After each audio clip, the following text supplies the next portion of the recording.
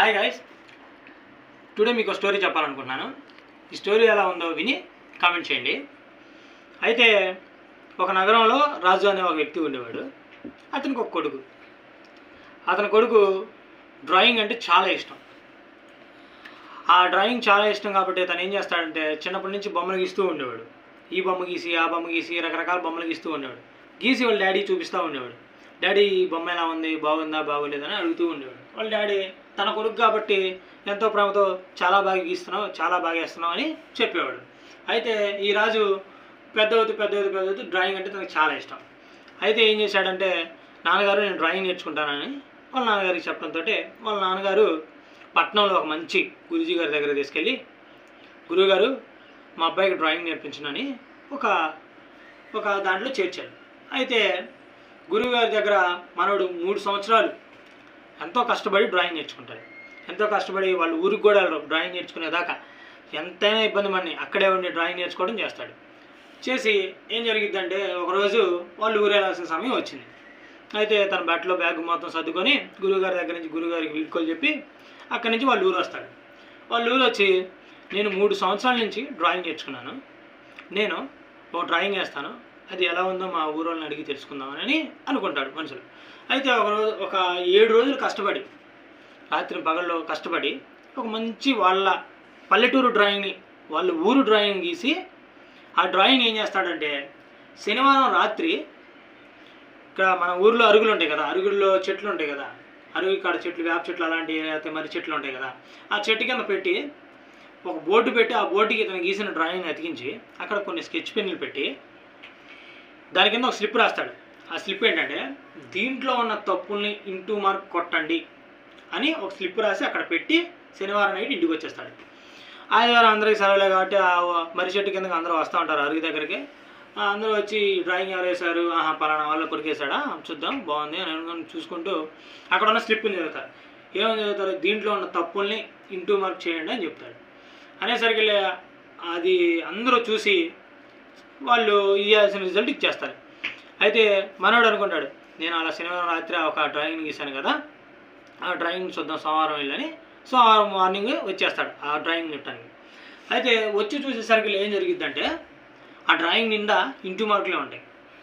అయ్యా, నేను 3 సంవత్సరాల నుంచి గురువుగారి దగ్గర నేర్చుకుంది ఇదే, సరిగా డ్రాయింగ్ గీయటమే రాదా అని తనలో తాను ఎంతో కుమిలిపోయి ఎంతో బాధపడి దబా ఇంటికి వెళ్ళిపోయి బట్టలు ప్యాక్ చేసుకుని గురువుగారి దగ్గరికి వెళ్ళిపోతాడు.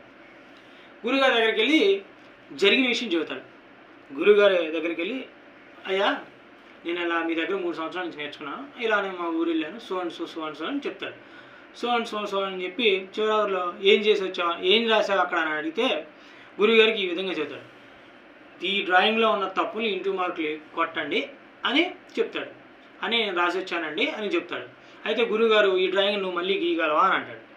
నేను గీస్తానండి. అక్కడ 7 రోజులు కష్టపడి గీసిన డ్రాయింగ్ని ఇక్కడ 3 రోజుల్లోనే ఫినిష్ చేస్తాడు. ఫినిష్ చేసి గురువుగారు ఇదిగో ఫినిష్ చేశానని చెప్తాడు. మళ్ళీ ఇదే డ్రాయింగ్ తీసుకుని వెళ్ళి మళ్ళీ అదే చెట్టు కింద పెట్టి మళ్ళీ అదే చెక్క బోర్డుకి నీ వేసిన డ్రాయింగ్ని అంటించి, ఈసారి ఏమని రాస్తామంటే, దీంట్లో ఉన్న తప్పుల్ని సరిదిద్దండి అని కొన్ని స్కెచ్ పెన్లు అక్కడ పెట్టరా అని చెప్తాడు. గురువుగారు చెప్పారని మనోడు ఇంటికి బయలుదేరి వచ్చేసేసి ఆ సీన్ మళ్ళీ స్టార్ట్ అయ్యే ఒకరోజు నైట్ ఆ డ్రాయింగ్ తీసి పెట్టి అక్కడ కొన్ని స్కెచ్ పెన్లు పెట్టి అక్కడ ఒక స్లిప్ రాసి పెడతారు. ఏమైనా రాసి పెడతారు ఈసారి, దీంట్లో ఉన్న తప్పుల్ని సరిదిద్దండి అని రాసి పెట్టి సాటర్డే నైట్ ఇంటికి వచ్చేస్తాడు. యథామామూలుగా సండే కాబట్టి అందరూ ఆ చెట్టు కిందకు వస్తారు. చెట్టు కిందకు వచ్చి చూసి ఈసారి వాళ్ళు ఇవ్వాల్సిన రిజల్ట్ ఇచ్చేస్తారు.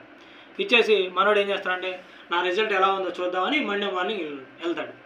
వెళ్తే తన గీసిన డ్రాయింగ్లో ఒక్క మార్పు కూడా ఉండదు. తన డ్రాయింగ్ గీసి ఎలా ఉందో అలాగే ఉంటుంది ఆ చిత్రం. దీంట్లో మోడల్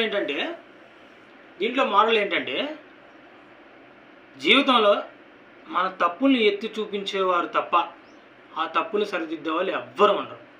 ఓకేనా?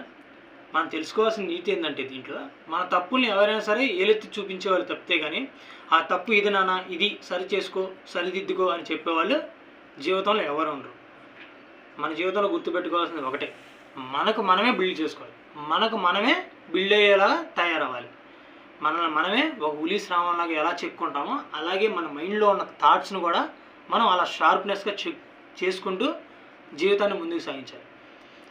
మనం ఎవరి గురించి అయితే ఎప్పుడైతే పట్టించుకుంటామో అప్పుడే మన జీవితం సగంలో ఆగిపోవడం జరుగుతుంది.